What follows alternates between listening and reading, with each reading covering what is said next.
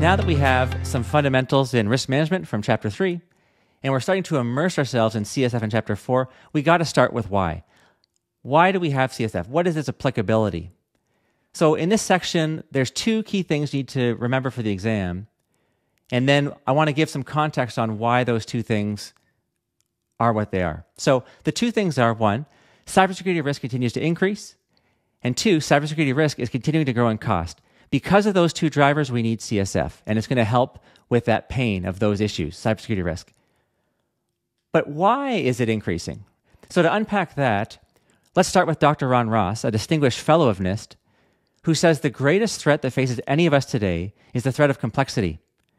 Trillions of lines of code in billions of devices with ubiquitous connectivity across the globe.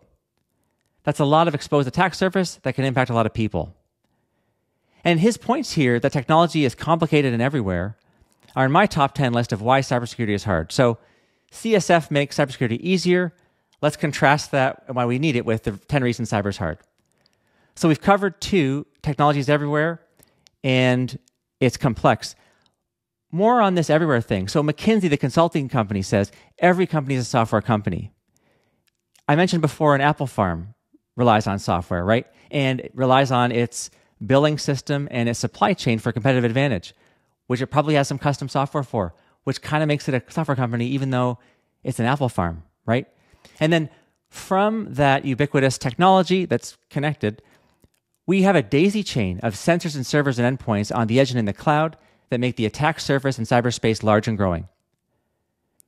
Two, it's inherently flawed. All systems fail and all systems are vulnerable. Since 1988, 200,000 vulnerabilities have been discovered in software, and that's just the ones we know about. Number three, technology is rarely secure by default. So more wisdom from Dr. Ross. He mentions how one of his top two favorite controls is least functionality. It's one of the most important things you can do. Four, it's complicated. We talked a bit about that. And then here's a picture of 3,500 vendors in 18 categories in the cybersecurity market, right? I mean, that's a lot of layers and complexity and different angles to secure yourself. Number five, cyber is a dynamic threat, not static. So unlike fire, which can be a big problem, but at least it's static, it always needs fuel, heat, and oxygen. That's it.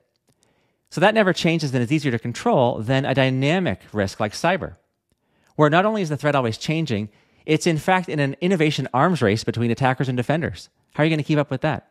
Number six, it's a silent killer. Unlike when your car gets stolen, you know immediately because your car isn't there and you see broken glass.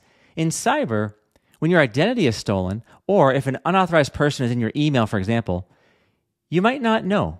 You might not detect it. And it might not be until weeks, months, or years later, when you have a down payment for a house that you're coordinating online, that you find out that you had a problem.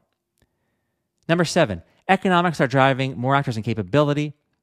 So we see this word trillion thrown out in the cost of cybercrime. It's a commonly cited reference and number that is also in our textbook, Mastering Cyber Resilience.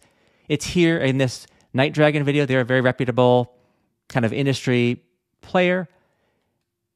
Since that came out, there's recently been some disputes about how that number maybe is too big and it's not verifiable. But I think whether the correct number is 6 trillion or 1 trillion or 900 billion, right? It's material. It's pretty clear that cybercrime is big and growing. We can agree on that. So economics are driving more actors and capability. They have a low barrier to entry, and certainly it's an uptrend. Number eight, we're in early innings and the threat is evolving. So speaking of the uptrend, we've got impact now to cars, satellites, IoT, industrial, physical, consumer. And levels of danger are expanding from hacktivism to crime to espionage to terrorism to warfare. All of those happen on the same IP version 4 internet with 4 billion addresses. Like, there isn't a separate network for these things.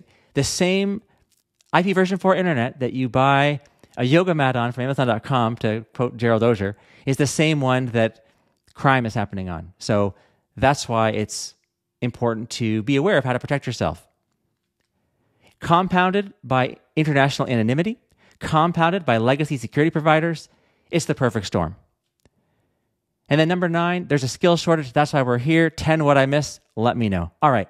So I gave you some context on why costs are going up, why risk is going up. I hope that helps understand the applicability of CSF.